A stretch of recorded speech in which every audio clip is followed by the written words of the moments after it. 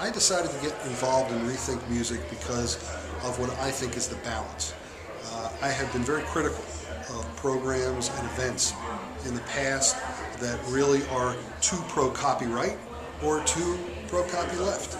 And I think that the one thing that I found with this particular event was that you had some players at the Berkman Center who I would consider to be a little more copyleft than most, but also guys from Berkeley. And I think in particular the involvement of Berkeley really made me rethink why I wanted to be involved in this. I think at the end of the day, Berkeley teaches students how to be musicians, and they want to have their students have the capability to work in a professional atmosphere rather than an amateur atmosphere. And I think they're recognizing that if they're going to have students continually come to Berkeley, it's only because there's an industry out there, not just people who love music. That's what I like about Berkeley's involvement. I also talked with some other people who are involved in this, and I found that they too kind of share that opinion, that Berkeley is kind of, maybe bringing Berkman in a little bit to thinking that there's another way to look at these issues. And I think that from my standpoint, I've always been a very strong artist advocate.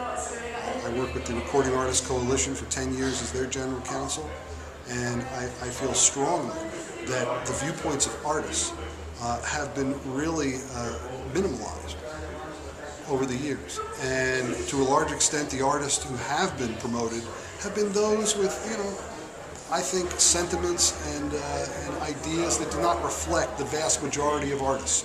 I think the vast majority of artists sense that there's something wrong out here, and we've got to do something about it.